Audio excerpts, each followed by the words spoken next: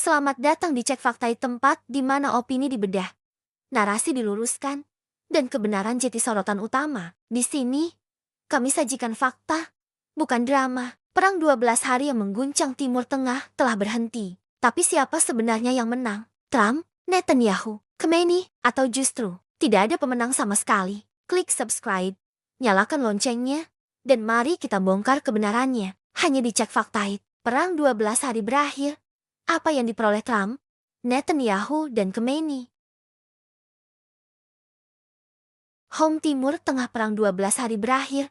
Apa yang diperoleh Trump, Netanyahu, dan Khamenei? Andika Hendra Mustaqim, Kamis, 26 Juni tahun 2025, jam 4:40 with views 29.050. Donald Trump, Benjamin Netanyahu, dan Khamenei mengklaim sebagai pemenang. Foto atau X @Lucacia Rocha AA Teheran. Sejak Minggu, Israel dan Iran telah bergeser dari perang yang meningkat menjadi gencatan senjata yang rapuh. Gencatan senjata tampaknya berhasil. Dan apa yang disebut Presiden AS Donald Trump sebagai perang 12 hari antara Israel dan Iran tampaknya telah berakhir untuk saat ini. Sementara itu, Trump, Perdana Menteri Israel Benjamin Netanyahu, dan para pemimpin Iran semuanya mengklaim bahwa jeda dalam konflik terjadi atas dasar keinginan mereka. Jadi, apa kebenarannya? Apa yang dicapai Israel? Apakah Iran berhasil mempertahankan aset strategisnya? Dan apakah gencatan senjata merupakan jalan menuju perdamaian? Perang 12 hari berakhir. Apa yang diperoleh Trump, Netanyahu, dan Khamenei? Pertama, Trump jeti sutradaranya pada Sabtu malam. Atas perintah Israel, AS memasuki perang Israel-Iran dengan menyerang fasilitas nuklir Iran di Fordo, Natanz, dan Isfahan, yang menurut Trump benar-benar menghancurkan fasilitas tersebut.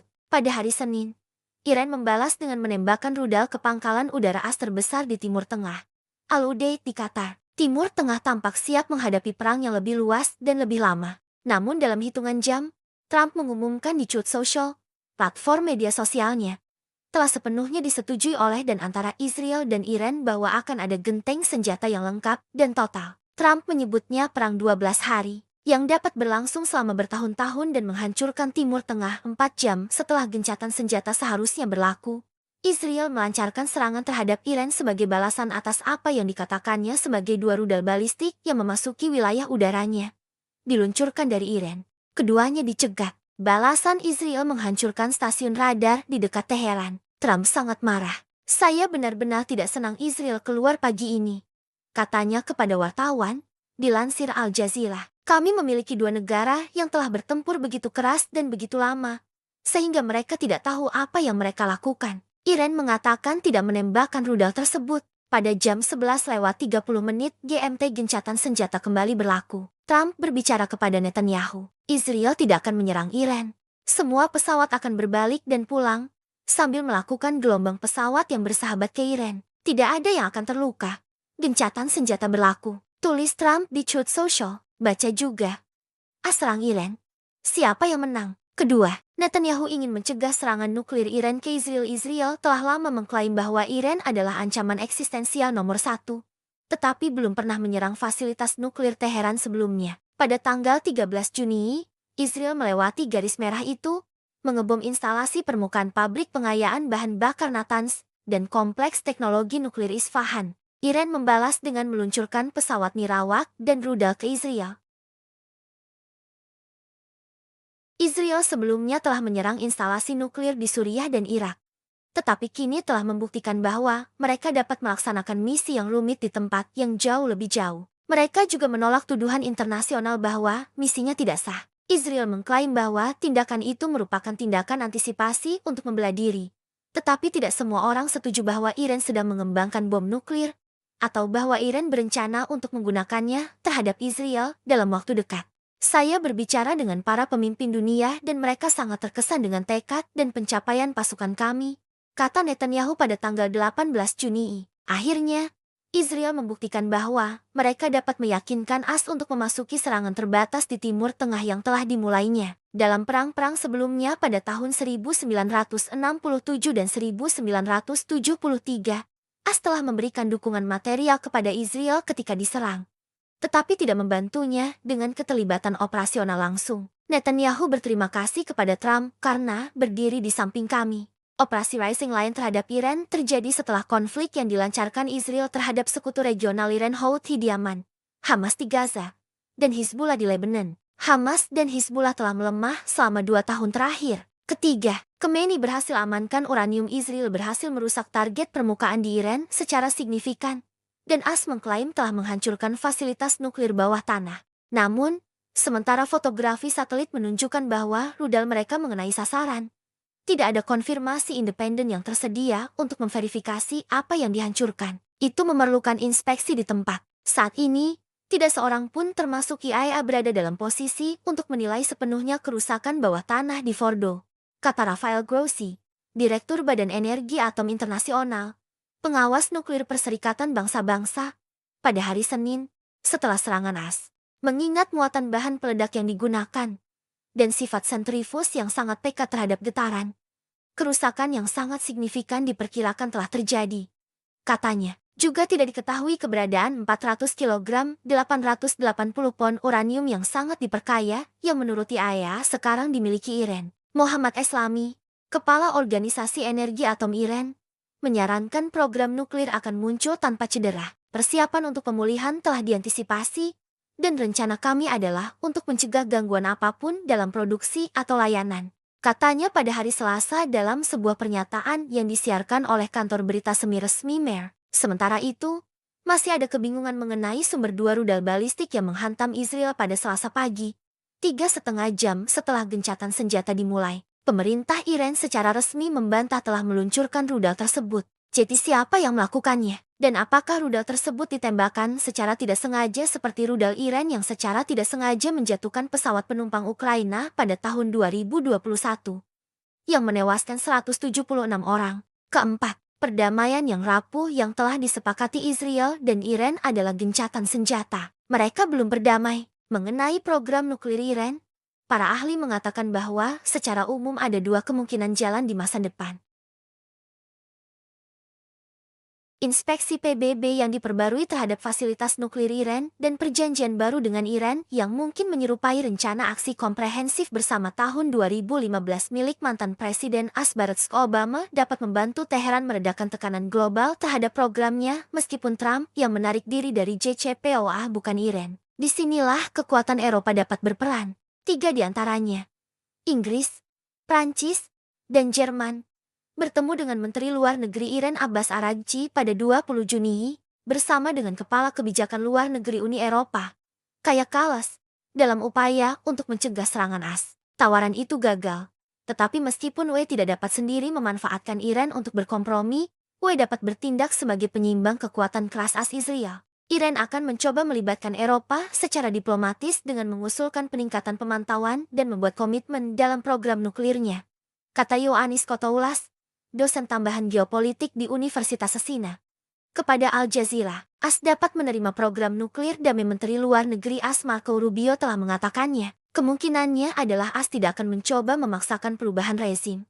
Katanya, Eropa sekarang menjadi satu-satunya jalan keluar bagi Iran. Rusia tidak dapat diandalkan. Tetapi Israel sebelumnya telah mencoba menggagalkan kesepakatan nuklir antara Barat dan Iran, dan tidak mungkin menerima perjanjian baru. Dan apakah Iran akan terbuka untuk berkompromi setelah AS menarik diri dari kesepakatan nuklir sebelumnya dengan Teheran kemudian mengubah tujuan selama pembicaraan baru-baru ini, dan akhirnya bergabung dengan Israel dalam pengeboman fasilitas nuklir Iran saat mereka seharusnya sedang merundingkan kesepakatan? Itu benar-benar tergantung pada dinamika di dalam negeri dan bagaimana setiap kemunduran diutarakan. Tetapi sudah ada seruan untuk menghentikan pengayaan uranium dari para aktivis di dalam negeri. Eli Ansari, seorang profesor sejarah Iran di Universitas St. Andrews, mengatakan kepada Al Jazeera, sejauh ini, Iran terdengar pantang menyerah dalam mengejar program nuklirnya. Pada hari Senin, Komite Keamanan Nasional Parlemen Iran menyetujui sebuah RUU yang mendorong penangguhan penuh kerjasama Teheran dengan IAEA jika disetujui dalam sesi pleno. Sementara itu, Trump menekankan pada hari Selasa di media sosial bahwa ia tidak akan membiarkan program nuklir Iran dilanjutkan. Jika ketegangan mendasar itu tetap ada, putaran serangan dan serangan balik lain yang menyebalkan di AS mungkin hanya masalah waktu. Konflik bersenjata antara Israel dan Iran selama 12 hari terakhir telah memasuki fase baru, gencatan senjata. Meskipun tidak ada deklarasi damai yang resmi, ketiga tokoh sentral Presiden AS Donald Trump, Perdana Menteri Israel Benjamin Netanyahu, dan pemimpin tertinggi Iran Ayatollah Ali Khamenei secara terbuka menyatakan kemenangan. Namun, di balik klaim tersebut, banyak pertanyaan menggantung. Siapa sebenarnya yang unggul? Apakah tujuan-tujuan strategis masing-masing pihak tercapai? Dan seberapa rapuh gencatan senjata ini dalam lanskap geopolitik Timur Tengah yang mudah terbakar? Dalam artikel ini, kita akan mengulas secara mendalam peran masing-masing pemimpin dalam konflik ini, hasil yang mereka capai nyata maupun simbolis, serta bagaimana konflik ini akan membentuk masa depan keamanan regional dan global. Pertama, Donald Trump. Dari pengamat JT sutradara, Donald Trump telah lama dikenal sebagai tokoh yang menyukai panggung besar dan momen dramatis. Saat ketegangan antara Israel dan Iran meningkat, banyak yang awalnya memperkirakan bahwa Amerika Serikat akan menjaga jarak. Namun, pada hari ke-9 konflik, semuanya berubah. Keterlibatan langsung AS.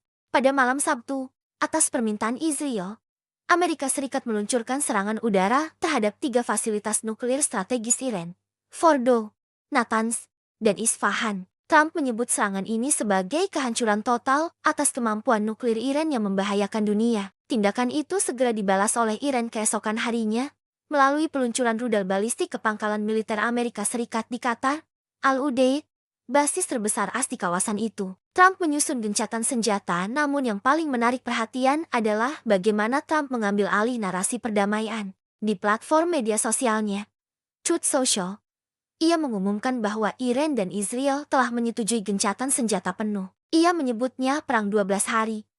Konflik yang menurutnya bisa saja menghancurkan seluruh Timur Tengah bila tak dihentikan. Trump menggambarkan dirinya sebagai pahlawan penyelamat dunia, narasi yang kemungkinan besar akan ia gunakan dalam kampanye pemilu mendatang. Namun, saat Israel melanggar gencatan senjata hanya 4 jam setelah diumumkan, Trump mengecam keras sekutunya itu.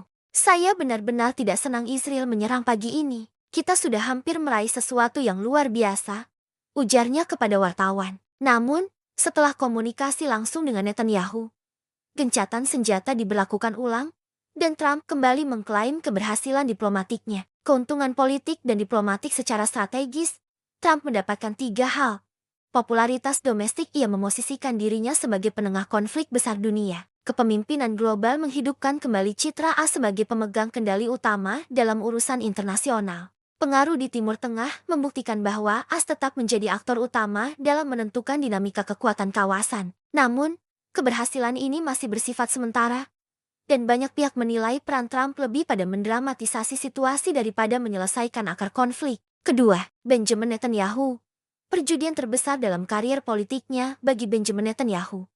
Ini bukan hanya soal keamanan nasional, tetapi soal warisan sejarah dan kelangsungan kekuasaannya. Selama puluhan tahun, Netanyahu menggambarkan Iran sebagai ancaman eksistensial utama bagi Israel. Namun, hingga tahun ini, Israel belum pernah secara langsung menyerang fasilitas nuklir utama Iran. Serangan ke Natanz dan Isfahan pada 13 Juni.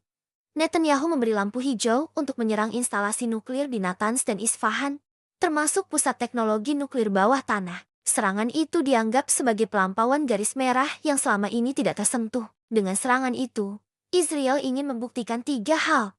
Kemampuan proyeksi kekuatan jarak jauh, keberanian mengambil risiko, kemampuan menarik AS dalam operasi operasional. Israel berhasil memaksa tangan Amerika untuk bertindak, sesuatu yang tidak pernah terjadi dalam konflik sebelumnya. Bahkan saat Perang 6 Hari 1967, dan Perang Yom Kippur ke-1973, diplomasi ketegasan Netanyahu dalam pidatonya tanggal 18 Juni. Netanyahu mengatakan, "Saya berbicara dengan para pemimpin dunia dan mereka sangat terkesan dengan tekad dan pencapaian pasukan kami." Dengan ucapan itu, ia tidak hanya menyampaikan kebanggaan nasional, tetapi juga menegaskan bahwa Israel bisa bergerak sendiri atau bersama sekutu untuk menghadapi ancaman strategis. Harga dari kemenangan. Namun, kemenangan Netanyahu tidak datang tanpa harga. Kecaman internasional atas tindakan yang dianggap provokatif, kerusakan pada hubungan diplomatik dengan beberapa negara Eropa, ancaman retaliasi asimetris dari Hizbullah dan milisi pro-Iran di kawasan. Meskipun demikian, di mata Netanyahu dan pendukungnya, Israel berhasil menggertak Iran dan menunjukkan bahwa ancaman nuklir tidak akan dibiarkan tumbuh dalam diam. Ketiga, Ayatollah Khamenei. menjaga martabat dan uranium Ayatollah Ali Khamenei, pemimpin tertinggi Iran, tidak mendeklarasikan kemenangan dengan kata-kata yang keras. Tetapi ia dan para pemimpin Iran menggambarkan hasil konflik ini sebagai tanda ketahanan dan kecerdikan strategis Teheran. Iran tidak tumbang meski dihantam rudal-rudal presisi. Iran menyatakan program nuklirnya tetap utuh. Kepala Organisasi Energi Atom Iran, Muhammad Eslami, menyatakan bahwa persiapan pemulihan telah diantisipasi. Tidak akan ada gangguan dalam produksi. Lebih penting lagi, tidak diketahui secara pasti apa yang sebenarnya dihancurkan dalam serangan AS Israel. Bahkan IAEA tidak dapat mengonfirmasi kondisi fasilitas bawah tanah Fordo. Dan yang lebih mencemaskan komunitas internasional, keberadaan 400 kg uranium yang telah diperkaya tingkat tinggi tidak diketahui. Ketidakjelasan rudal balistik Iran secara resmi membantah telah meluncurkan rudal balistik yang menghantam Israel pasca gencatan senjata. Ini membuka dua kemungkinan. Pecahan kelompok milisi yang bertindak mandiri, seperti IRGC Pasukan Garda Revolusi Iran atau proksi lokal. Kesalahan komunikasi internal, sebagaimana yang terjadi pada kecelakaan jatuhnya pesawat Ukraina tahun ke-2021. Dalam dua skenario ini, Iran berhasil menjaga citra sebagai pihak yang tidak melanggar perjanjian. Manuver politik Khamenei tidak kehilangan aset utamanya, kedaulatan atas program nuklir dan dukungan rakyatnya. Dengan menyetujui RUU penghentian kerjasama dengan IAEA, Parlemen Iran menandakan bahwa negara itu tidak gentar dan siap berjalan sendiri. Keempat, gencatan senjata, damai atau sekadar jeda. Satu hal yang pasti, gencatan senjata ini bukan perdamaian. Ini adalah jeda dalam permusuhan, sebuah tarikan napas dalam siklus kekerasan yang belum berakhir. Dua jalan masa depan. Para analis internasional menyatakan ada dua kemungkinan jalan. Diplomasi baru melalui peningkatan pengawasan IAEA, keterlibatan UE, dan penguatan kembali JCPOA. Konflik lanjutan jika Israel kembali melakukan serangan preemptif dan Iran meningkatkan pengayaan uranium. Amerika Serikat kemungkinan besar akan menghindari perubahan rezim, tetapi tetap menolak program nuklir militer Iran. Namun, Eropa kini berada di titik genting. Inggris, Prancis, dan Jerman bisa menjadi aktor penting jika dapat menengahi pembicaraan damai yang rasional dan berkelanjutan. Namun, sejarah mengajarkan kita, perdamaian di Timur Tengah bukan hanya soal perjanjian, tetapi juga soal persepsi, kebencian lama, dan rasa takut yang mengakar. Kelima, kesimpulan, 3 tokoh, 3 narasi, satu konflik yang belum selesai setelah 12 hari konflik dan ribuan nyawa yang terancam. Trump, Netanyahu, dan Khamenei masing-masing pulang ke negaranya dengan narasi kemenangan. Trump, penengah dan pahlawan dunia setidaknya dalam narasinya sendiri. Netanyahu, pelindung Israel yang berani melampaui batas. Khamenei, pemimpin tangguh yang tak tertaklukkan, bahkan oleh dua kekuatan besar. Namun bagi dunia internasional, kemenangan mereka adalah retorika, dan gencatan senjata hanyalah jeda dalam perang yang lebih besar, perang ideologi, kepentingan, dan ketakutan eksistensial. Pertanyaannya sekarang adalah, seberapa lama jeda ini akan bertahan? Dan apa yang akan terjadi bila ketiga pemimpin ini kembali merasa bahwa mereka bisa mendapatkan lebih melalui senjata daripada diplomasi?